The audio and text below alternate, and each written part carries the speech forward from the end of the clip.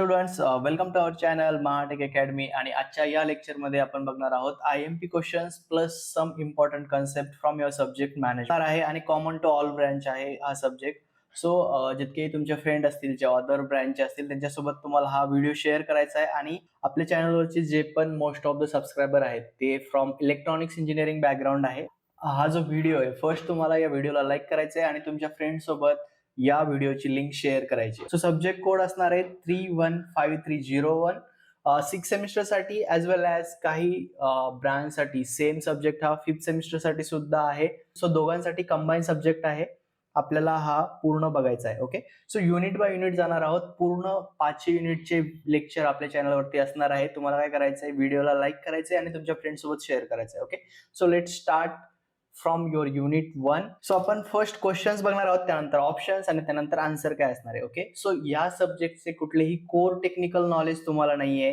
So mostly तुम्हाला काय करायचंय की एलिमिनेशन मेथड यूज करायची. त्यामध्ये तुम्ही काय करणार, क्वेश्चन अंडरस्टँड करून घेणार आणि त्यानंतर बघणार की या क्वेश्चनच्या रिलेव्हंट ऑप्शन, योग्य ऑप्शन कोणता आहे. राईट, तुम्हाला एक्झॅक्टली आन्सर जरी माहित नसेल तर तुम्हाला काय करायचंय, त्याचे जे ऑप्शन्स आहेत ते इलिमिनेट करायचे आणि करेक्ट ऑप्शन्स फाइंड आउट करायचा आहे. सो क्वेश्चन्स काय इकडे, the function of management that involves setting goals and deciding on a future action is called. Okay, so what is the question here, मॅनेजमेंटचं असं फंक्शन. सो इकडे काय दिले तुम्हाला, फंक्शन ऑफ मॅनेजमेंट दिलंय आणि ते फंक्शन काय आहे, setting goals and deciding on future. म्हणजे मॅनेजमेंटचं असं फंक्शन जे तुमचं गोल सेटिंग करतं आणि फ्युचर प्लॅनिंग करतं. ओके, सो या फंक्शनला काय म्हणतात, तर ऑप्शन्स काय आपल्याकडे, फर्स्ट आहे organising.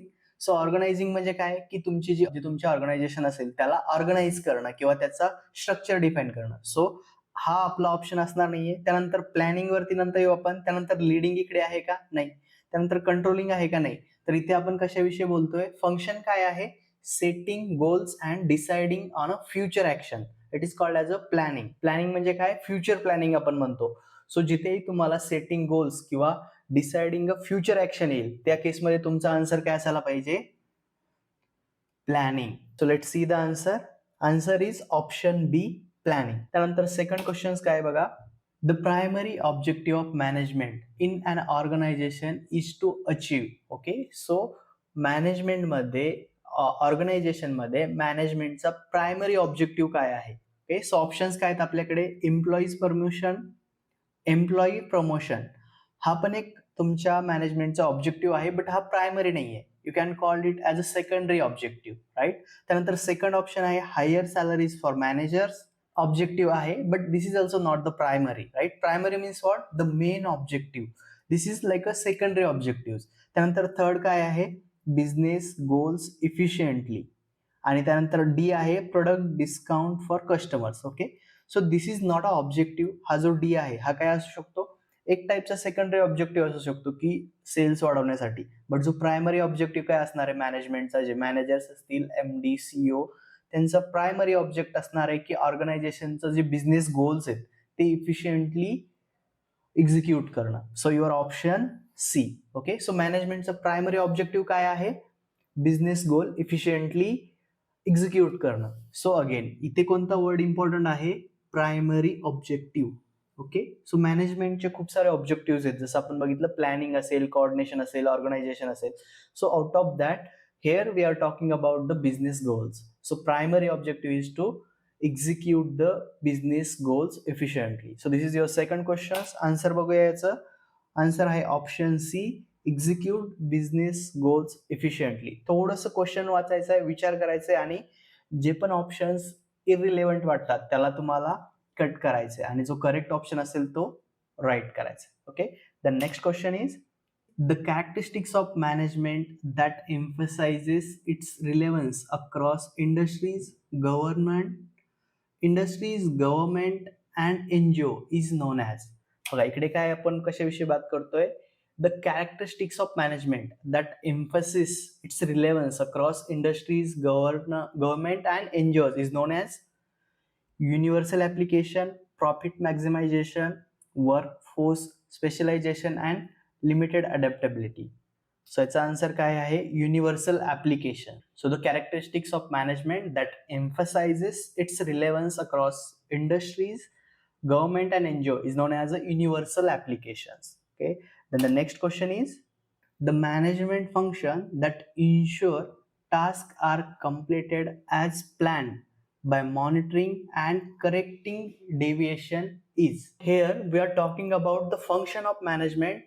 That function is ensuring the tasks are completed as planned by monitoring and correcting deviation. Means what? जे टास्क तुमच्या इंडस्ट्रीला दिलंय किंवा ऑर्गनायझेशनचं जे टास्क आहे हे त्याला काय करते? मॉनिटर करते, इन्शुअर करते आणि मॉनिटर करते. So this function is called as अ, बघा इकडे काय आहे? ऑर्गनायझिंग नाही, त्यानंतर प्लॅनिंग आपण ऑलरेडी बघितलं. प्लॅनिंगसाठी काय असतं? Goal setting and future action. Then leading is not there. So राहिला fourth option, it is called as a controlling. So what is our answer? Option D, controlling. बघा इकडे इटसेल्फ एक शब्द दिलाय. The management function that ensure task are completed as plan by monitoring and correcting deviation. Means what? हे काय करताय? टास्कला monitor करताय आणि त्याला करेक्ट करताय, राईट? जर तो टास्क विदिन टाइम कम्प्लीट होत नसेल तर ते काय करेल? टाइमलाईन वाढून भेटेल तुम्हाला. So it's called as a controlling. Okay. So तुम्हाला काय समजलंय? कंट्रोलिंग, प्लॅनिंग हे आपण बघितलेलं आहे. रिस्ट्रक्चरिंग असेल किंवा वेगवेगळे फंक्शन ते आपण बघूया नेक्स्ट क्वेश्चन आल्यानंतर. बट इथे तुम्हाला क्लिअर झालंय की कंट्रोलिंग मीन्स व्हॉट? टास्क कम्प्लीटचा काय करायचंय? इन्शुअर करायचं की टास्क दिलेल्या टाइमवर कम्प्लीट होती का. हे फंक्शन कोणाचं असणार आहे? या फंक्शनला काय म्हणतात? Controlling. The next question is process of arranging resources like manpower, materials and finance in a structured manner refers to. बघा इकडे कोणतं फंक्शन असू शकतं? या फंक्शन मध्ये काय होतंय की जे पण रिसोर्सेस आहेत त्याला अरेंज करणं. Means what? Arranging a resources like manpower, materials and finance in a structure manners refers to. Arranging साठी काय यूज करतो आपण? सो याच्यामध्ये बघा कोणता ऑप्शन रिलेव्हंट वाटतोय? असं कोणतं फंक्शन आहे ज्यामध्ये रिसोर्सेस अरेंज करतील किंवा त्याला स्ट्रक्चर मॅनर मध्ये अरेंज करल? सो ते असेल तुमचं ऑर्गनायझेशन. सो इकडे ऑप्शन ए करेक्ट आन्सर असलं पाहिजे. त्यानंतर डिसिजन मेकिंग इकडे नाहीये, इनोव्हेशन पण नाहीये आणि निगोशिएशन पण नाहीये. सो आन्सर बघूया. याचा आन्सर आहे A, option A, organizing. Organizing means what? तुमचे रिसोर्सेस असतील, मॅनपॉवर असेल, मटेरियल अँड फायनान्स याला स्ट्रक्चर्ड मॅनर मध्ये अरेंज करणं. Means what? सो याचं करेक्ट आन्सर आहे ऑप्शन ए, ऑर्गनायझिंग. सो हा फर्स्ट पॉइंट आपण कव्हर केलेला आहे, फंक्शन ऑफ मॅनेजमेंट. सो यामध्ये अजून क्वेश्चन असू शकतात. मग त्याचं कधी तुम्हाला लिडिंग विषयी विचारतील, ऑपरेशन विषयी विचारतील. ओके. सो हे झालं शॉर्ट मध्ये. सो नेक्स्ट आपण काय करूया? Importance of management. Why we required management. Okay. So let's see here importance of management in organizations. What is the importance of management in organizations? एखाद्या organisation मध्ये मॅनेजमेंटचा role काय आहे ते आपण बघितलं, फंक्शन्स काय ते बघितलं. आता इम्पॉर्टन्स काय? तो फर्स्ट आहे ensure employees satisfaction. Means what? की जे एम्प्लॉई तुमच्या कंपनीमध्ये काम करतात ते सॅटिस्फाय आहेत का? त्यांना त्यांचं प्रॉपर सॅलरी मिळते का? त्यांचं वर्क लाईफ बॅलन्स आहे का? So this comes under employees satisfaction. जसं की गुगलमध्ये जर तुम्ही गेलं तर तुम्हाला फ्लेक्झिबल आवर्स असतात, कॅम्पसमध्ये जिम असते किंवा अजून काही तुमची स्पोर्ट्स रिलेटेड ऍक्टिव्हिटी असेल, खूप सारे स्टेडियम्स असतात.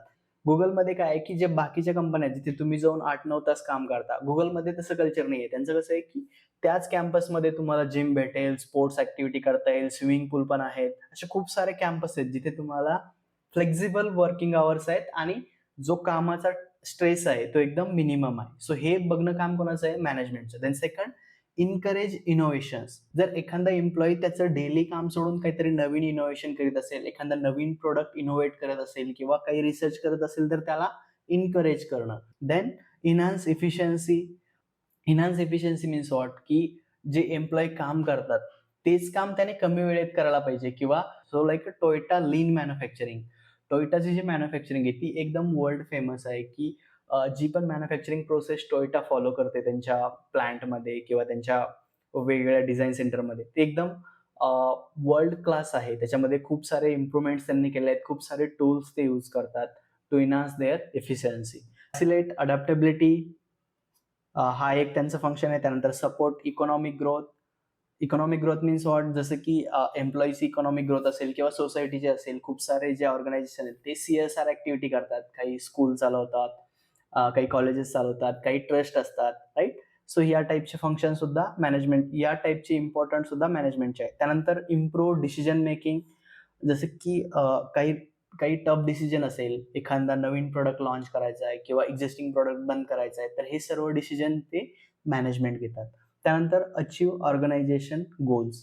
ओके, सो हा इम्पॉर्टन्स तर आहेच. हा जो आहे अचीव्ह ऑर्गनायझेशन गोल्स, हा तुमच्या मॅनेजमेंटचा प्रायमरी ऑब्जेक्टिव्ह सुद्धा आहे. आपण ऑलरेडी याच्यावरती क्वेश्चन बघितलेला आहे. कॅरेक्टरिस्टिक्स ऑफ मॅनेजमेंट बघा. मॅनेजमेंटच्या कॅरेक्टरिस्टिक्स कोणत्या आहेत? तर कंटिन्युअस प्रोसेस, म्हणजे कोणतंही काम असं नाही की एक इम्प्रुव्हमेंट तुम्ही केलं तर ते स्टॉप होणार नाही. मॅनेजमेंटचं काम काय की कंटिन्युअस इम्प्रुव्हमेंट करत राहणं. त्यानंतर मल्टी डिसिप्लिनरी, त्यानंतर पीपल सेंट्रिक, त्यानंतर decision making focused, dynamic in nature, universal application and goal oriented. Okay, so हे काय झाले तुमच्या मॅनेजमेंटचे characteristics.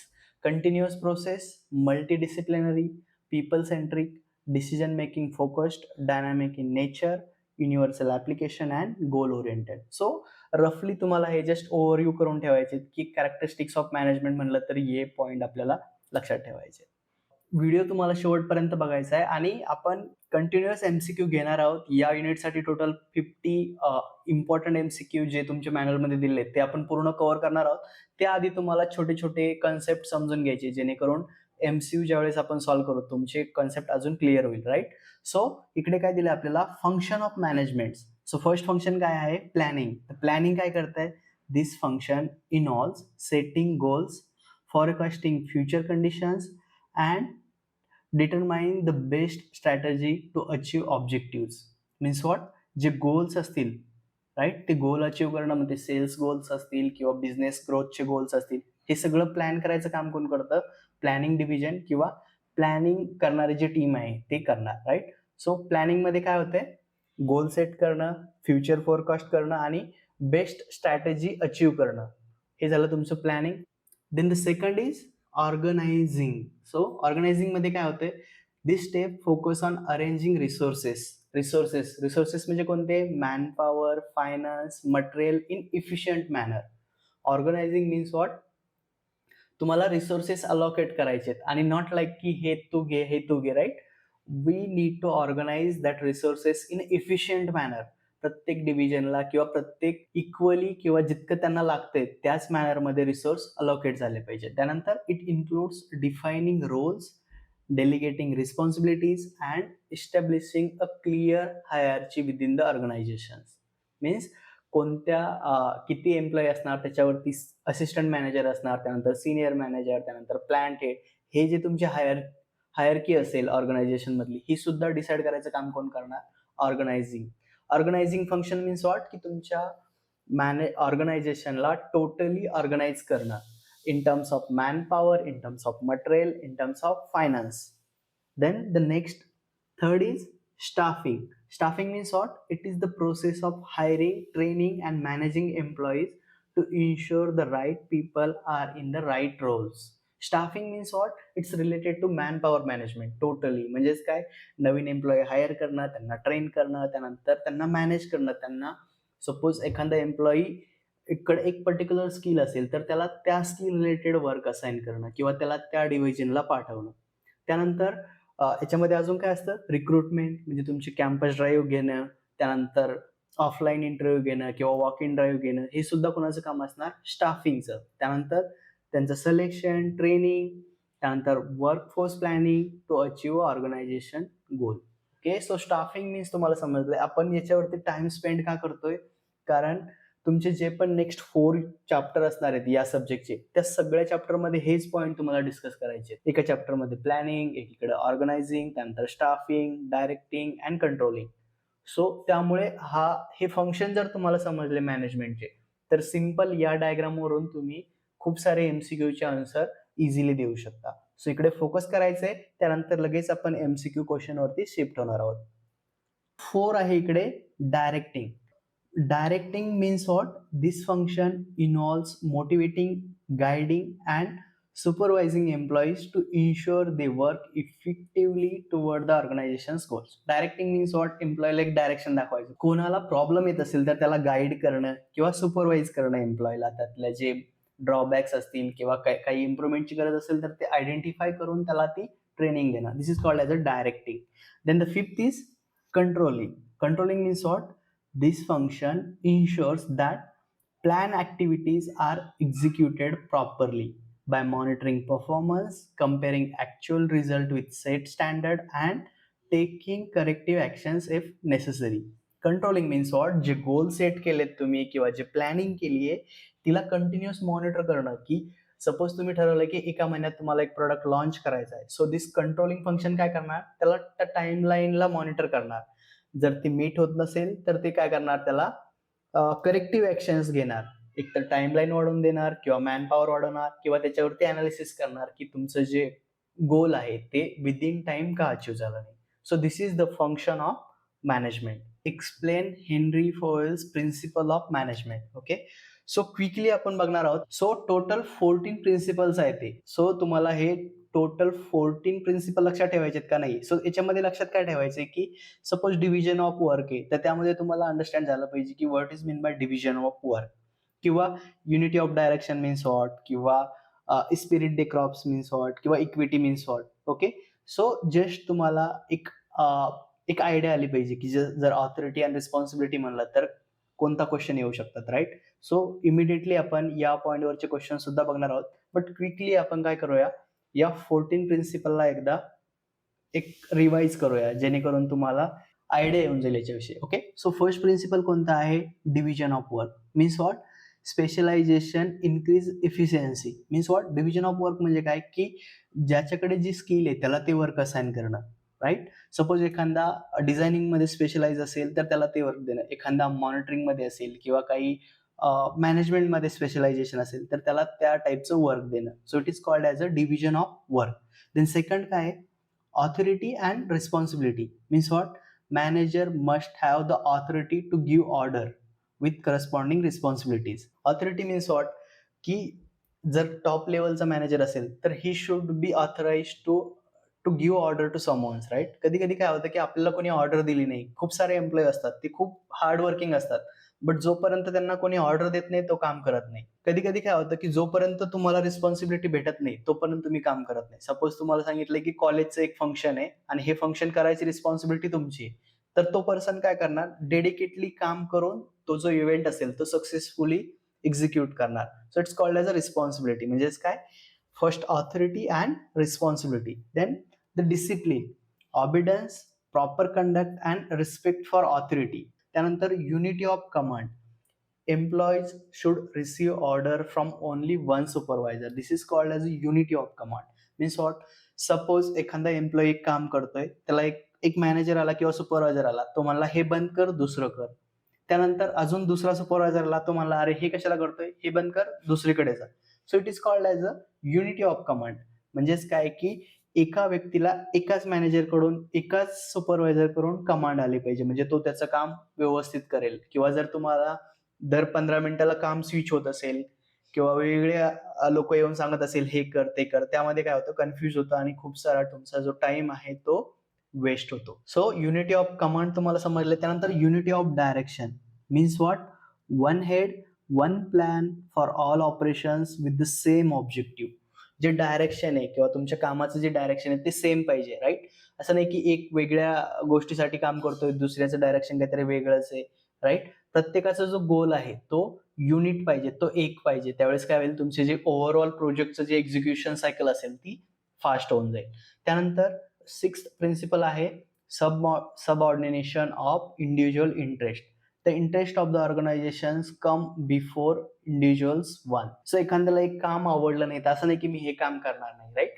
It is useful for organization, then it must be came before individuals ones, right? असं नाही की मी स्वतःसाठी काम करतोय. You are working here for organizations, right? जसं एखादं काम तुम्हाला पसंत नसेल किंवा तुम्हाला आवडत नसेल, still you need to do that work for your organization. So it is called as a subordination of individual interest.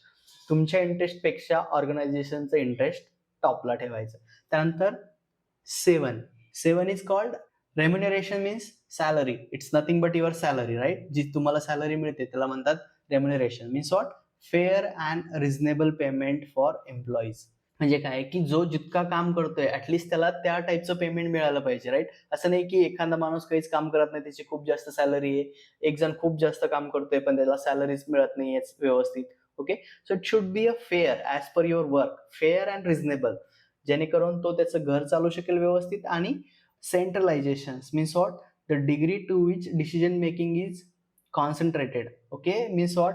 तुमचं जे डिसिजन मेकिंग असेल ते सेंट्रलाइज असेल. असं नाही की कोणती टीम वेगळं डिसिजन घेते, कोणती टीम वेगळा डिसिजन घेते. So all decision making is centralized. त्यानंतर 9, scalar chain, the formal line of authority from top management to lower rank. Means what? जी ऑथॉरिटी असेल किंवा जी रिस्पॉन्सिबिलिटी असेल ती टॉप टू बॉटम असते. कधी कधी या लेवलला जर तुम्ही बघितलं, जेव्हा आपण लेवल ऑफ मॅनेजमेंट बघू त्यावेळेस डिटेलमध्ये एक्सप्लेन करणार आहोत. Means what? या लेवलला तुम्हाला हायेस्ट ऑथॉरिटी मिळते. जशी तुम्ही खाली येणार तुमची ऑथॉरिटी कमी कमी होत जाते. Order, a place for everything and everything in its place.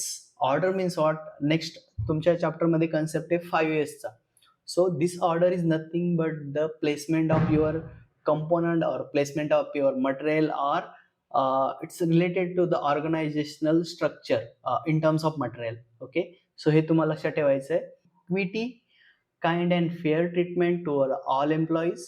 Equity means what? प्रत्येकाला irrespective of their gender, religious, caste याच्या व्यतिरिक्त त्याला इक्वली ट्रीट झालं पाहिजे. Fair treatment towards all employees. त्यानंतर stability of tenure of personal. Management should strive to minimum employees turnover. की जसं बघितलं तुम्ही आता IT मध्ये खूप साऱ्या न्यूज असतात की दुसऱ्या दिवशी डायरेक्ट एम्प्लॉईला गेटवरूनच बाहेर काढून देतात की तुम्ही उद्यापासून येऊ नका. ओके, सो या टाईपची कंडिशन झाली नाही पाहिजे. Means what? एखादा एम्प्लॉई जर आपल्याकडे जॉईन झाला तर त्याला ती स्टॅबिलिटी तिकडे दिसली पाहिजे. असं नाही की आज जॉईन झाला आणि उद्यापासून येऊ नको. सो हे कल्चर IT मध्ये खूप बघायला मिळतंय. खूप सारे ले ऑफ्स होतात. कधी कधी एकदा 4,000-5,000 लोकांना एका दिवसात काढून टाकतात. So this type of culture is not good in the organization, असं याचं हेनरी फॉयलचं म्हणणं आहे. ओके, सो IT मध्ये हे गोष्टी खूप बघायला मिळतात. जनरली जिथे इंडस्ट्री असेल किंवा प्रोडक्शन असेल त्या ठिकाणी थोडंसं कमी असतं. बट IT मध्ये सध्या तरी हा खूप प्रॉब्लेम चालू आहे. त्यानंतर 13, initiative, encouraging employees to suggest and execute new plan. Initiative means what? की जे एम्प्लॉईज आहेत त्यांना काही आयडिया असेल किंवा काही न्यू इनोव्हेशन्स असेल त्यांच्यामध्ये, तर त्यांना एनकरेज करणं to execute their plans. Then the 14 is spirit de corps. So spirit de corps हा काय? हा एक फ्रेंच वर्ड आहे. It is means building a harmony and unity among the team. It's like a spirit of the body. और तुम्हाला एक एक एक प्राईड फील झाला पाहिजे की तुम्हाला इक्वली ट्रीट केल्या जाते. It's like a team spirit और ग्रुप स्पिरिट तुम्ही म्हणू शकता. सो स्पिरिट डी क्रॉप्स हा एक एक फ्रेंच वर्ड आहे जो ऍक्च्युअल मध्ये यूज होतात to building harmony and unity among the team. So this is the short introduction of Henri Fayol's 14 principle. आता याच्यावरती कोणते क्वेश्चन्स आहेत ते आपण लगेच बघणार आहोत. ओके, सो आता आपण हेनरी फोइल्स 14 प्रिन्सिपल बघितले. आता क्विकली त्याच्यावरती क्वेश्चन्स बघूया की कोणते क्वेश्चन्स या टॉपिक वरून विचारू शकतात. So let start. So hair is your first questions. Scientific management aim to improve workforce efficiency using dash dash approach. Okay, to improve workforce efficiency. Workforce ची efficiency कशाने increase होईल बघा. ट्रॅडिशनल मॅनेजरियल हा नाहीये. त्यानंतर scientific method and logical principle हा असू शकतो. त्यानंतर एम्प्लॉईज इंट्युशन अँड एक्सपिरियन्स हा पण असू शकतो. त्यानंतर पर्सनल ओपिनियन्स ऑफ मॅनेजर हा तर नाही असू शकत, कारण आपण ऑलरेडी डिस्कस केलं की पर्सनल ओपिनियन आपण कधीच कन्सिडर करत नाही. आपण कशावरती फोकस देतो? ऑर्गनायझेशन गोल्स किंवा टीम स्पिरिट वरती. सो याचा आन्सर बी किंवा सी मधून असलं पाहिजे. सो आन्सर आहे option B, scientific method and logical principles. So आपण कशावरती फोकस करणार आहे? इकडे पण दिलंय बघा, scientific management aim to improve workforce efficiency. Scientific management मध्ये वर्कफोर्सची इफिशियन्सी इम्प्रूव्ह कशाने होईल? To follow scientific method and logical principles. So the option is option B. Okay, so next question is dot dot is the regarded as the father of scientific management. So option आहेत आपल्याकडे Henri Fayol, F.W. Taylor, Elton Mayo and Max Weber. So the correct answer is Taylor, FW Taylor, option B. त्यानंतर mental revolution in a Taylor's scientific management refers to a shift in thinking between customer and supplier, managers and workers, government and industries, investor and board members. So mental revolution in Taylor's scientific management refers to shift in thinking between, I think the most relevant answer is manager and workers. So let's see.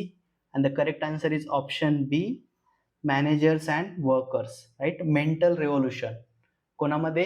Manager and workers. हे तुम्हाला लक्षात ठेवायचं. Then the next questions. Question 9. The principle that focus on employees being assigned work according to their mental and physical capabilities is called as unity of command. हे नसणार आहे. Unity of command means what? Only one manager give instruction to employee. त्यामुळे हा नाही आहे. त्यानंतर development of worker to their greatest efficiency and prosperity. त्यानंतर centralisation of authority and stability of tenure. So the answer is option B, development of workers to their greatest efficiency and prosperity. The principle that suggests employees should report to only one supervisor is called. आपण already हे discuss केलंय की एका एम्प्लॉईना एका सुपरवायझरला report केलं पाहिजे आणि it is called as a unity of command. Means what? एकाच मॅनेजर कडून किंवा एकाच सुपरवायझर कडून तुम्हाला कमांड मिळेल. सो याचा आन्सर काय आहे? Unity of command. Let's see the answer. Option C, unity of command. So unity of command तुम्हाला समजलंय. Then the next question is principle highlight the need for fair treatment and respect for all employees. Right? प्रत्येक एम्प्लॉईला fair treatment भेटलं पाहिजे आणि respect भेटलं पाहिजे. So this is called as a equity. Right? प्रत्येकाला इक्वल ट्रीटमेंट आणि respect मिळली पाहिजे. So this is your option C, equity. Right? So discipline not relevant, authority and responsibility not relevant. प्रत्येक एम्प्लॉईला आपण इक्वल ऑथॉरिटी अँड रिस्पॉन्सिबिलिटी देऊ शकत नाहीये. आपण काय सांगितलंय की ऑथॉरिटी ही टॉप टू बॉटम लेवलला असते. राईट? जो टॉप लेवलला असेल त्याला हायेस्ट ऑथॉरिटी असते. त्यानंतर इनिशिएटिव्ह सुद्धा नाहीये. So the correct answer is equity, option C.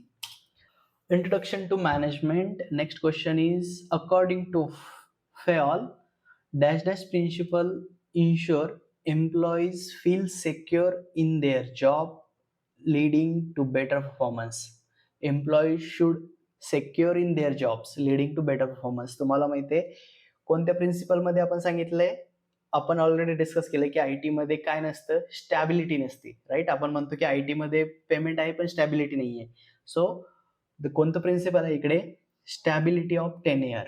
Means what? की तुमचा जो जॉबचा टाइम आहे तो तुम्हाला एक स्टॅबिलिटी पाहिजे की तुम्हाला नेक्स्ट 10 इयर कोणी जॉबवरून काढणार नाही. So it is called as a stability of tenure.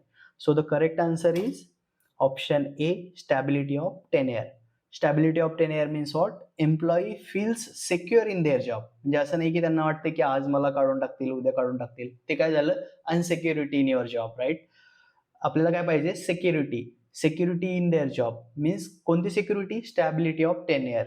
म्हणजे जो त्यांचा टेन्युअर असेल त्या कंपनीतला किंवा जो त्यांचा ड्युरेशन असेल वर्किंगचा तो स्टेबल पाहिजे.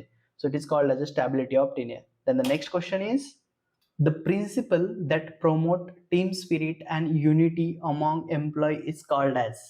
कोणतं प्रिन्सिपल आहे जे तुमच्या टीममध्ये team spirit and unity among employees promote करतं? सो याच्यामध्ये एक वर्ड आहे spirit. Okay? So similar word कुठे आहे ऑप्शन मध्ये? स्पिरिट. राईट? हा फ्रेंच वर्ड आहे. सो स्पिरिट मीन्स हा फ्रेंच वर्ड असल्यामुळे थोडीशी स्पेलिंग वेगळी आहे. सो याचा आन्सर आहे esprit de corps. Esprit de corps means what? की टीम मध्ये स्पिरिट आणि युनिटी प्रमोट करणं. Okay? So correct answer is option D. Let's see. Option D, esprit de corps. Okay? Then the next question. A factory replace its outdated production technique with scientifically tested method to reduce waste and increase output. This best represent dash dash principle. A factory replaces its outdated production technique with scientifically tested method to reduce waste and increase output. आणि याला काय म्हणतात बघा? Science not rule of thumb, unity of command इकडे नाहीये, त्यानंतर initiative and सेंट्रलायझेशन पण नाहीये. तर ए किंवा सी मधून कोणतं करेक्ट आन्सर आहे बघूया. So correct answer is a, science not rule of thumb. Then the next question is, a company with multiple departments encourages employee to coordinate their efforts instead of working separately. This best represented dash dash principle. Means what?